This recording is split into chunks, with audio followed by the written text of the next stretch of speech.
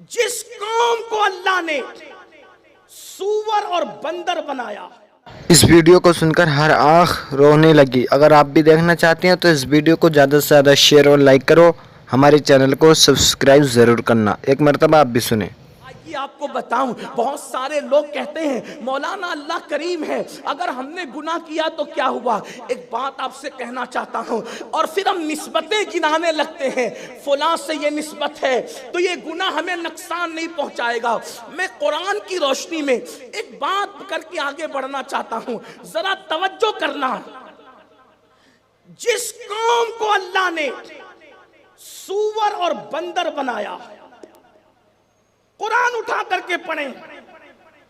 داؤد علیہ السلام کے دور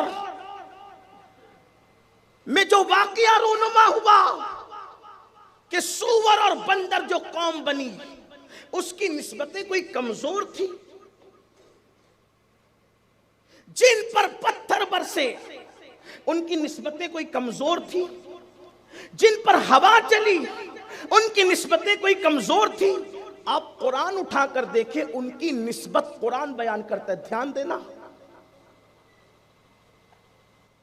امام المتکلمین مولانا نقی علی خان رحمت اللہ تعالی علیہ بڑا خوبصورت جملہ لکھتے ہیں: اللہ کو کریم جان کر گناہ کرنے والے، تو اللہ کو قادر جان کر زہر کیوں نہیں کھاتا؟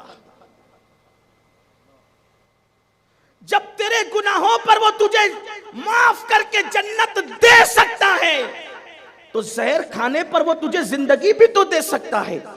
مگر تو نے اللہ کو کریم جان کر گناہ تو کیے، اللہ کو قادر جان کر کبھی زہر نہیں کھایا. مطلب تیری فکر کو شیطان نے اغوا کیا، تو شیطان کے ہاتھوں کٹ پتلی بنا. لوگوں، اللہ کی رحمت پر دھیان دینے والوں، یقیناً اللہ رحیم و کریم ہے، لیکن اس کی غیرت کا بھی تو خیال کرو. وہ غیور بھی تو ہے. جیسے صفت رحیمی اور کریمی میں کوئی اس کی مثال نہیں، ویسے اسے صفت غیوری میں بھی کوئی اس کی مثال نہیں ہو سکتی. سب سے زیادہ وہ غیرت مند ہے. قوم لوط پر جو پتھر برسے، کیا ان کی نسبتیں کم تھی؟ قوم عاد پر جو عذاب آیا، قوم سمود پر جو عذاب آیا، ان کی نسبتیں کم تھی؟ کیا نسبت تھی ان کی؟ قرآن ان کو کہتا ہے بنی اسرائیل. قرآن ان کو کیا کہتا ہے؟ بنی اسرائیل. اور بنی اسرائیل کا مطلب کیا ہے؟ یعقوب کی اولاد. حضرت یعقوب کے والد اسحاق، اسحاق کے والد ابراہیم، یہ ان کا شجرہ نسب ہے. اب غور کرنا، جن کا شجرہ نسب قرآن بیان کرے اور وہ انبیاء کی اولاد ہو اور وہ پاپ اور جرائم کرے، تو اللہ ان کو سور اور بندر بنا رہا ہے. اللہ ان کو ہواؤں کے ذریعے سے ہلاک کر رہا ہے. اللہ ان کو ہواؤں کے ذریعے سے تباہ کر رہا ہے. جن کو پانی میں غرق کیا گیا، جنہیں پانی میں ڈبایا گیا، جن پہ پتھر برسائے گئے، جن کو زلزلے میں دھسایا گیا، وہ کون لوگ تھے؟ وہ اولاد پیغمبر تھے، وہ بنی اسرائیل تھے، حضرت یعقوب کی اولاد میں سے تھے. اب مجھے بتاؤ میرے آقا صلی اللہ علیہ وآلہ وسلم کے دیوانوں، بلکہ اس سے ایک نازک اور بات سن لیں. بات آگے بڑھنے سے پہلے، یہ جو جرائم پر دلیر ہو کر جنت کی تمنا کر رہے ہیں، یہ جو راتوں کو آوارگی کر کے جنت کا خواب دیکھ رہے ہیں، یہ جو اپنے نفس کو بہکاوے کا شکار کر کے جنت کے باغوں کا خواب دیکھ رہے ہیں، ذرا خدا کی غیرت پر توجہ تو کریں. جب قوم لوط پر عذاب آیا، ان کے چند جرائم تھے.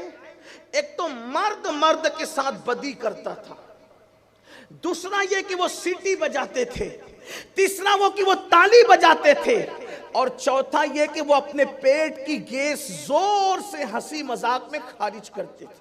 یہ ان کے جرائم تھے. اور آپ جانتے ہیں کہ قوم لوط پر جو عذاب آیا بدی کی بدکاری کی وجہ سے، کہ مرد کے ساتھ بدی کرے، آج وہ فعل بھی قوم مسلم میں موجود ہے، بالخصوص جوانوں میں. اور حدیث پاک میں آتا ہے زانیوں پر جو عذاب ہوگا اس سے بدترین عذاب مرد کے ساتھ بدکاری کرے تو ان کو ہوگا. پھر اس کے بعد فرمایا گیا جو قوم لوط سا عمل کرے وہ مرے گا کہیں بھی، اس کی قبر میں اس کی رات نہیں گزرنے پائے گی، اس کے لاشے کو اٹھا کر کے وہاں پہنچایا جائے گا جہاں قوم لوط پر عذاب آیا تھا۔ لیکن میرا عنوان وہ نہیں، آپ کو بتانا یہ چاہتا ہوں کہ خداوند قدوس کی غیرت کا عالم کیا ہے، میرے اللہ کی غیرت کا عالم کیا ہے۔ دیکھو قوم لوط نے برائی کی، جرائم کیے، یہ جتنے جرائم میں نے گنائے، بدی، بدکاری، سیٹی بجانا، تالی بجانا، گیس کا زور سے ہنسی مذاق میں خارج کرنا، یہ چاروں جرائم میں لوط علیہ السلام کی بیوی شامل نہیں ہے۔ اس لیے کہ ہم اہل سنت کا عقیدہ یہ ہے، اللہ کی حکمت بالغہ کی وجہ سے اگر کبھی کبھی نبی کی بیوی کافر ہو تو کافر ہو سکتی ہے، نبی کی بیوی کافر ہو سکتی ہے، لیکن نبی کی بیوی کبھی کیریکٹر لیس نہیں ہو سکتی، کبھی بدکار نہیں ہو سکتی۔ بہت سے انبیاء گزرے ہیں کہ جن کی بیویوں نے کلمہ نہیں پڑھا وہ مسلمان نہیں ہوئی، جیسے کہ حضرت نوح علیہ السلام کی بیوی۔ اسی طریقے سے اور بھی مثالیں موجود ہیں، اگر آپ کو تحقیق کرنا ہے تو آپ کتابوں میں تفسیر اٹھا کر کے آپ پڑھیں، سورہ اعراف کو پڑھیں آپ کو پتہ چلے گا، سورہ ہود کو پڑھیں آپ کو پتہ چلے گا، اس طرح مختلف سورتوں کو پڑھیں آپ کو پتہ چلے گا۔ لیکن ہمارا عقیدہ کیا ہے؟ نبی کی بیوی کبھی کافر ہو سکتی ہے، اللہ کی حکمت بالغہ شامل ہے، لیکن نبی کی بیوی کبھی بدکار نہیں ہو سکتی۔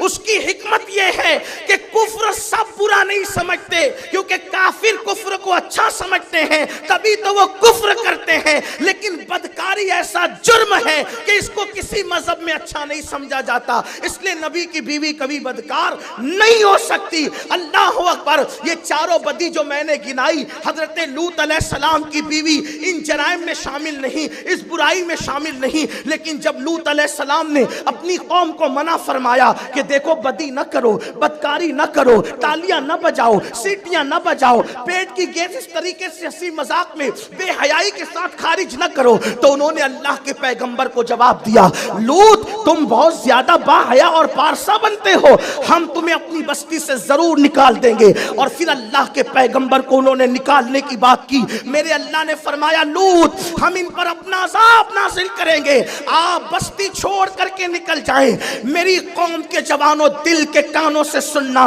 رات کی تاریکیوں کے اندر موبائل ہاتھ میں لے کر نرم نرم گدوں پر زنا کے مناظر دیکھنے والوں، جرائم کے اندر ڈوب کر کے جنت کے خواب دیکھنے والوں، میرے اللہ کی غیرت کا اندازہ کرو۔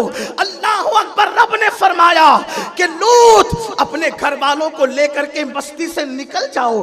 حضرت لوط علیہ السلام جب بستی سے نکل رہے تھے اور قوم پر پتھر برس رہے تھے، حدیث پاک میں آتا ہے کہ جب ان کے سر پہ پتھر برستے تھے تو سر کو چیرتے ہوئے پیٹ سے گزرتے ہوئے ان کے پاخانے کے مقام سے وہ پتھر نیچے نکل جاتا تھا، جس سے ان کا وجود چر جاتا تھا، ہلاک ہو جاتا تھا۔ پتھروں کی برسات ہو رہی ہے۔ لوط پیغمبر کی بیوی ان چاروں جرائم میں شامل نہیں ہے، لیکن جب قوم پر پتھر برستے ہوئے دیکھے تو لوط علیہ السلام کی بیوی نے قوم کی محبت میں، مجرموں کی محبت میں، ان پاپیوں کی محبت میں مڑ کر کے دیکھا اور کہا ہائے میری قوم۔ لوط کی بیوی ان جرائم میں شامل نہیں تھی جس کا ذکر میں نے کیا، لیکن مجرموں کے لیے کہا ہائے میری قوم۔ تو جو پتھر ان پاپیوں پہ برسے وہی پتھر لوط کی بیوی پر بھی گرا اور حضرت لوط علیہ السلام کی بیوی ہلاک ہو گئی۔